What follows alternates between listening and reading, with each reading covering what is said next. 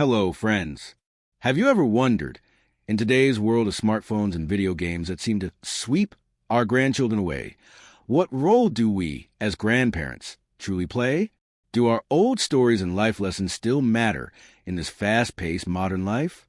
I've asked myself the same question. One day, my granddaughter asked me, "Grandma, why do we need to learn history? Google knows everything." In that moment, I realized we're not just bridges to the past. We can help our grandchildren understand the true value of things that might seem outdated. Today, let's talk about how to do that, not through lectures, but through connection, subtlety, and everyday wisdom.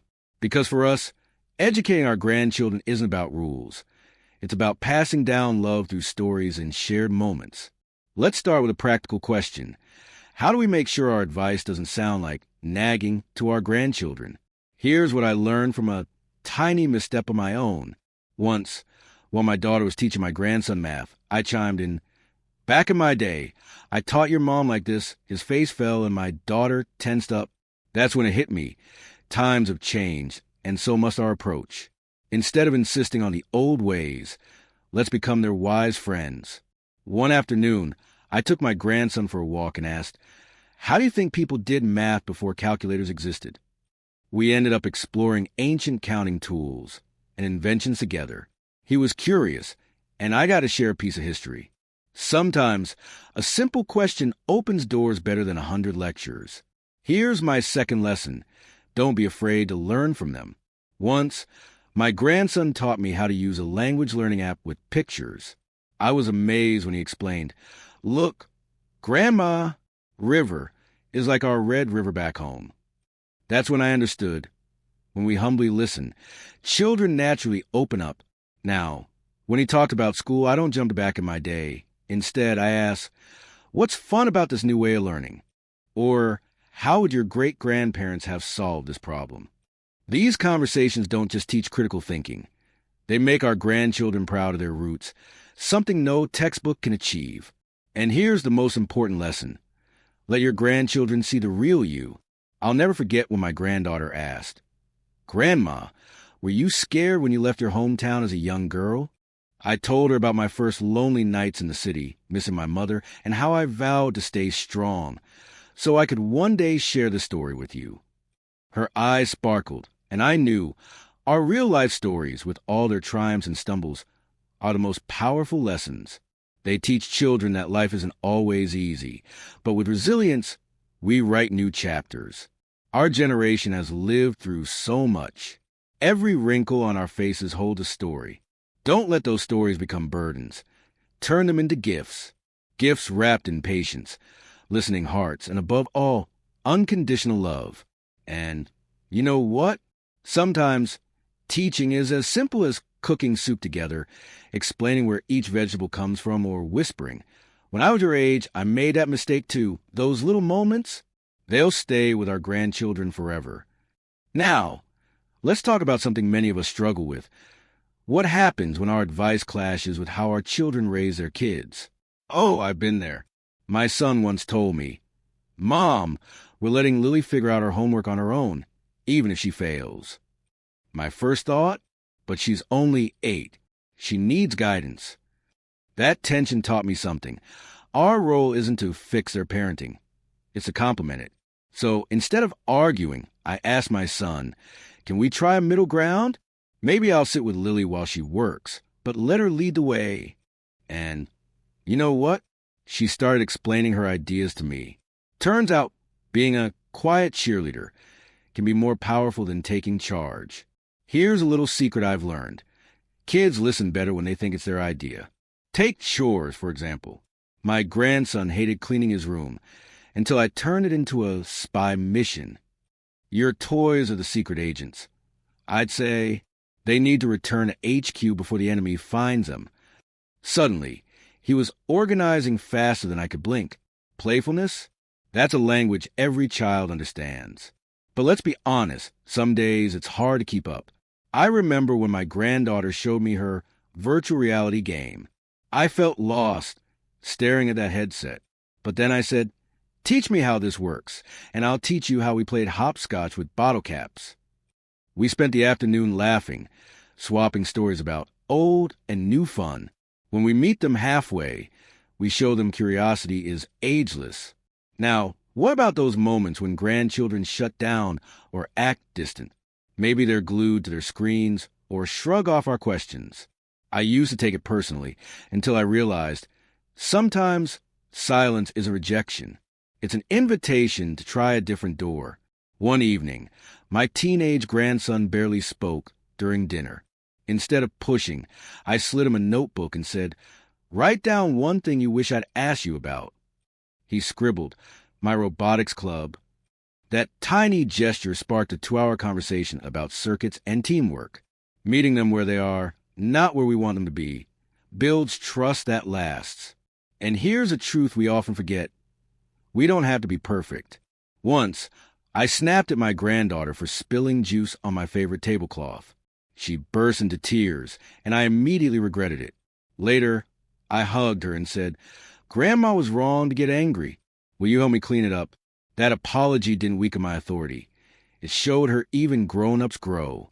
So, what's the heart of all this? It's not about being the wise elder or the cool grandparent. It's about being present in a way that says, "I see you. I'm here." Whether it's baking cookies while sneaking in stories about fractions, see? Measuring cups are just edible math. Or letting them teach us TikTok dances. Yes, I've tried it, and no, my hips forgive me. These moments are the real classrooms. But perhaps the greatest lesson we can share is this. Life isn't about avoiding mistakes. It's about learning to laugh through them. Like the time I accidentally dyed my grandson's white shirt pink in the wash. Instead of panicking, we turned it into a tie-dye project. Now he calls it his lucky shirt. Resilience isn't taught through lectures. It's woven into the messy, beautiful fabric of everyday life. And if there's one thing I want to take away today, it's this: you don't need to know all the answers. You just need to show up with patience, humility, and maybe a hidden stash of candy for bribes. Because in the end, the legacy we leave isn't in what we say, it's in how we make them feel safe, valued, and endlessly loved. You know, friends, there's a question I've been asked countless times. How do we make sure our values stick with our grandchildren in a world that's changing so fast? It's a worry I've carried too, until I realized something profound. Values aren't taught. They're caught. Let me explain. Last summer, my grandson noticed me saving scraps of fabric from old clothes. "Why keep these, Grandma?" he asked. I told him, "In my time, we didn't waste. We reused, even if it meant patching up a shirt 10 times. A week later, I caught him turning a torn backpack into a robot costume. He grinned and said, "See? Like you said, waste not." That's the magic. Live your values, and they'll ripple through generations. But let's address the elephant in the room. Technology. Some days, it feels like screens are stealing our grandchildren away. I'll admit, I used to grumble about it, until I discovered a game changer. Literally, my granddaughter loves filming silly dances for her friends.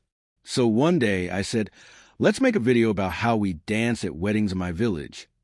We laughed for hours editing it together. Now, she asks for old-timey stories to share on her channel. Instead of fighting the screen, we turned it into our bridge. Here's another truth. Grandparents have a superpower, time. Not the rush, ticking clock kind, but the slow, savoring kind. Parents are busy juggling work and life, but we get to be the steady heartbeat in the chaos. Like the time I taught my granddaughter to knit. At first, she fumbled the needles, frustrated. But I whispered, "Slow down. Every stitch is a breath." Months later, she gifted me a lopsided scarf. Made with grandma patience, she called it. That's the gift we give. The space to learn, to fail, to grow. Now, what about those big, scary topics? The ones parents might shy away from: loss, failure, even death? I'll never forget when my grandson found me crying over an old photo of my late husband. He asked, "Does it ever stop hurting?" I pulled him close and said, "No, but it stops feeling lonely when we share the hurt." We spent the afternoon flipping through albums, laughing at Grandpa's terrible jokes. By letting them see our vulnerabilities, we teach them courage isn't about being strong. It's about being human.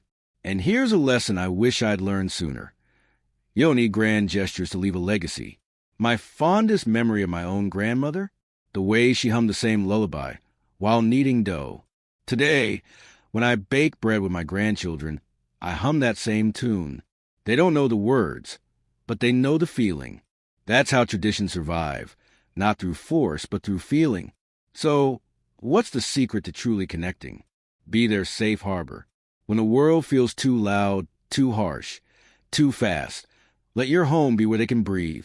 My grandson once confessed, "Grandma, I'm scared I'll never be as smart as the kids online." I handed him a jigsaw puzzle and said, "The internet's like this, all scattered pieces. But you're the one who gets to decide how they fit. Our role isn't to have all the answers. It's to remind them they're the answer." As we wrap up, I want to leave you with this. The greatest lesson we teach isn't in what we say. It's in how we love. Whether it's through a perfectly imperfect cookie recipe, a whispered story at bedtime, or simply sitting together in comfortable silence, these are the moments that shape souls.